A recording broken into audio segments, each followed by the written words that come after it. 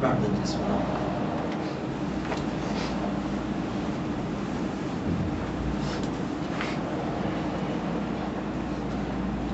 సర్వశక్తియు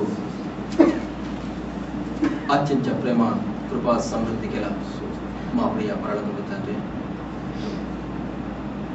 మీ యొక్క పరిశుద్ధమైన ఉన్నతమైన కృపగల నామమును బట్టి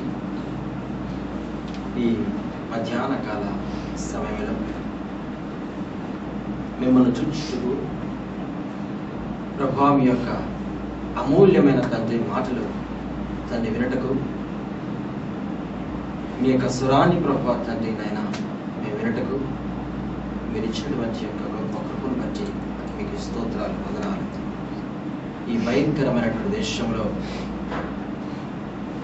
మీ నామాన్ని ఎత్తుటకైనను ఇష్టపడిన ప్రభా ఈ ప్రజల మధ్య మేమందరము కలిసి మిమ్మల్ని మహింపరిచే భాగ్యాన్ని మీరు మాకు ఇచ్చినందుకు వందనాలు తండ్రి. ఉదయకాల సమయంలో మరి పాటలలోను, సాక్ష్యములలోను, మరి స్తుతి ఆరాధన వాక్యములను మీరుండి మీ యొక్క ఘనమైన నామానికి మీరు మహిమ పొందడానికి మీకు స్తోత్రములు ప్రభా. మీ పక్షమున అల్పనైన నేను ప్రభా నిలబడి ఉండగా తండ్రి, మీ నోటికి ప్రభా నన్ను కేవలం ప్రభా బురగా వాడుకొని నన్ను మీ యొక్క చిరుసంత మరుగుపరిచి తండ్రి మీ బిడ్డకు కావలసినటువంటి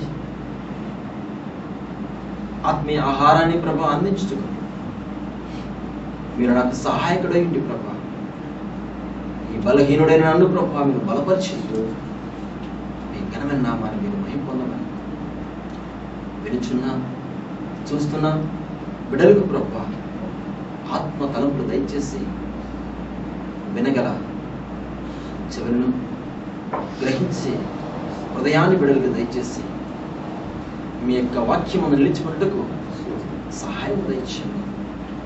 యేసయ్య దివ్యమైన నామములో ప్రార్థించి పెట్టుచున్నాము తండ్రి. క్రీస్తునందు ప్రియమైన వారలారా, దేవుడు ఎవరిని చూస్తున్నాడు? చాలా మంది మనందరము కూడా దేవుడు నన్ను చూడాలి నన్ను చూడాలి అనుకుంటుంటాం కదండి. చాలా మంది ఏమనుకుంటూ ఉంటారండి? నన్ను చూడాలి, దేవుడు నన్ను చూడాలి. చూడండి, ఒక ప్రత్యేకమైన స్థలంలో అంటే ఒక మీటింగ్ జరుగుతుంది అనుకుందాం. అక్కడికి ఒక ఎమ్మెల్యే కానివ్వండి, లేదా ఎంపీ కానివ్వండి, లేదా మినిస్టర్ కానివ్వండి వస్తే చాలా మంది వెళ్తారు. వెళ్ళినప్పుడు ఆ ఉన్నటువంటి వ్యక్తి కాబట్టి అతడు నన్ను చూస్తే బాగుండు అని అనుకుంటూ ఉంటాడు. కానీ ఆ వ్యక్తి చూడాలి అంటే, చూడాలని ఆశపడ్డ వ్యక్తి ఎలా ఉండాలంటే బాగా ధనవంతుడై ఉండాలి, బాగా ధనవంతుడు ఉండాలి. అతనితో పాటు ఒక 10 మంది వెంబడి తిరిగేవారు ఉండాలి కదా. 2-3 కార్లు వెళ్తా ఉంటే అతని యందు ఏముంచుతారట? దృష్టి ఉంచుతారు. అంటే ఇతను వెంబడి చాలా జనం ఉంది, ఇతనితో నలుగురు బాగా తిరుగుతూ ఉంటున్నారు కనుక ఇతను మనకు ఉపయోగపడతాడని చెప్పేసి అతని యందు వారు ఏముంచుతారట? దృష్టి ఉంచుతారండి. Praise the lord. వారు చూడాలనుకుంటారు, ఇతను చూస్తాడు. కానీ మరి ఏమీ లేని పేదవాడు అతను చూడాలి అనుకుంటే కేవలం చూడగలడు కానీ ఆయన్ను అతన్ని దర్శించలేడు, తన వద్దకు వెళ్ళలేడు. ఆ ఉన్నటువంటి ఆ యొక్క విఐపి యొక్క దృష్టి అతని మీద ఉండదు. అతను చూస్తాడే కానీ ఇతను కదా వచ్చినటువంటి ఆ యొక్క విఐపి అతను చూడలేడండి. కానీ ఇక్కడ దేవుడు ఎవరిని చూస్తున్నాడు? దేవునికి స్తోత్రములు. ఎందుకంటే దేవుడు మనుషుల యొక్క రూపాన్ని చూడండి. ఎవరి రూపాన్ని చూడండి?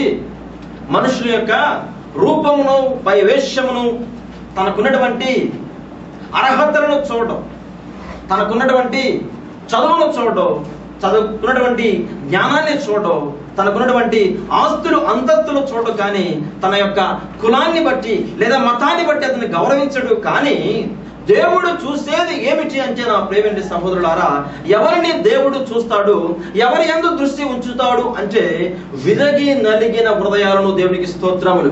హల్లెలూయా. విరగి నలిగిన హృదయం ఎవరి యందైతే ఉంటుందో, ఎవరైతే వారి యొక్క జీవితాలలో మరి దేవుని వైపు తన యొక్క ఆత్మను ఎత్తి పట్టుకొని ఆయన వైపు చూస్తారో, దేవుడు వారి యందు దృష్టి ఉంచుతున్నట్లు వాక్యము సెలవిస్తుంది. ప్రేమించేవాళ్ళారా, యెషయా గ్రంథము 66వ అధ్యాయము, యెషయా గ్రంథము 66వ అధ్యాయము 2వ వచనం చదువుకుందాం. అవన్నీ నా హస్తకృత్యములు, నా హస్తకృత్యములు, అవి నా వలన కలిగినవని యెహోవా సెలవిస్తున్నాడు. ఎవడు దీనుడై నలిగి ఎవడు దీనుడై నలిగిన హృదయము గలవాడై నా మాట విని వణుకుచుండును. నా మాట విని ఏం చేయాలటండి? నా మాట విని ఆయన యొక్క వాక్యము విని ఆయన యందు భయభక్తులు కలిగి ఎవరైతే వణుకుచుండునో వానినే నేను దృష్టించుచున్నాను. Praise the Lord. వానినే నేను దృష్టించుచున్నాను. దీన మనస్సు కలిగిన హృదయం. ప్రేమించువారా, ఎవరైతే దీన మనస్సు కలిగి ఉంటారో, ఎందుకు ఆ యొక్క దేవాది దేవుడు పైన చూసినట్లయితే ఆకాశము నా సింహాసనం అన్నాడు, భూమి నా పాదపీఠం అన్నాడు.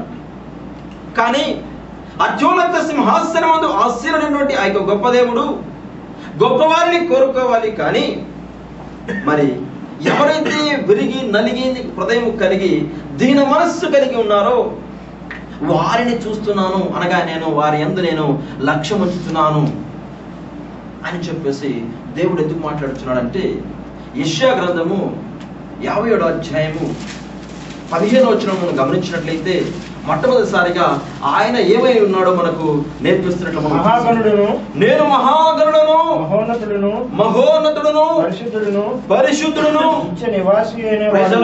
నేను మహాగణుడను, మహోన్నతుడును, పరిశుద్ధుడును, నిత్య నివాసి అయిన వాడును ఇలాగూ సెలవిస్తున్నాడు. దేవునికి స్తోత్రము. ఎంత గొప్ప దేవుడు అండి.